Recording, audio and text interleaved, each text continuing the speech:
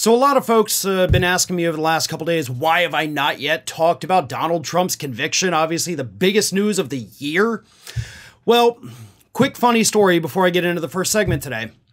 Thursday morning, I had to record a bunch of extra videos, to get through the weekend and of course Friday, and got home, loaded up the car, kids, wife, we go on vacation. As soon as we're leaving, news breaks that, of course, Donald Trump was convicted on all 34 counts. I was like, okay, I'll get to the hotel, I'll record a couple videos, get there and realize I left my backpack at home. So no computer, no phone charger, no recording equipment for the nice 4-day weekend that I had. So yeah, that's why I have not addressed this issue yet. But all of that aside, I'm back. Let's talk about what happened. Donald Trump convicted on all 34 counts, which I gotta say, super surprising. I did not think they were gonna get him on every single thing, but they did. So obviously, Trump's not doing well.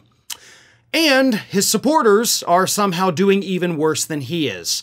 According to a report from Reuters that came out basically 24 hours after the verdict came in, pro-Donald Trump websites, including Patriots.win, Gateway Pundit, and of course Truth Social, were flooded with calls for violence, murders, and other forms of violent retribution. Let me read you a couple of these. One person posting on Patriots.win said, quote, "Someone in New York with nothing to lose needs to take care of Mershon.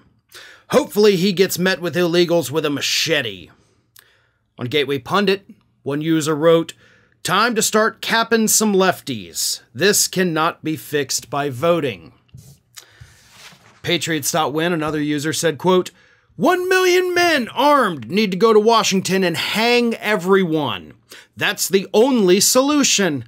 Trump should already know he has an army willing to fight and die for him if he says the words, 'I'll take up arms' if he asks." Another said, quote, "America fully destroyed by Democrats, lock and load." That was on Gateway Pundit. Now, here's the thing. Comments like these were very common in the days and weeks and months following the results of the 2020 election. The FBI, local police officers, everybody saw these threats. I was doing segments on them right here from this very desk at the time. Nothing was done in advance to stop these people. And then, of course, January 6th happened exactly as they said it was going to.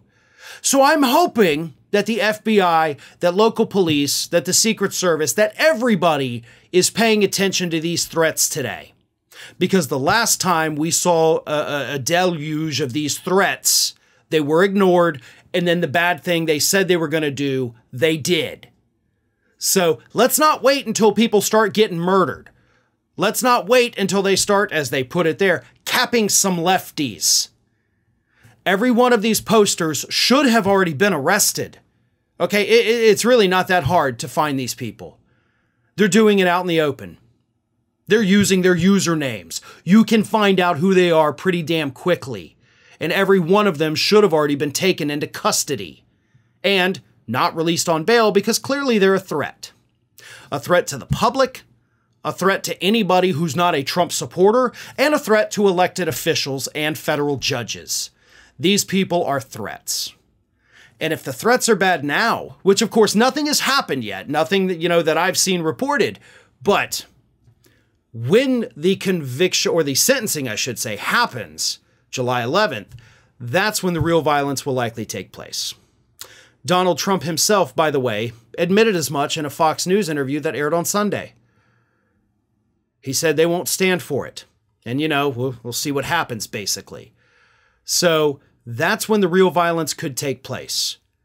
But hopefully by then, all of these nut jobs out there posting to the world what they want to do, what they plan to do, what they hope happens, hopefully all of them will have been locked away by then. If not, then the FBI, Secret Service, and police officers across the country have once again failed us, even though all the warning signs were clearly there. Well, folks, we have crossed that 1 million subscriber milestone, but rest assured, we are just getting started here at Ring of Fire.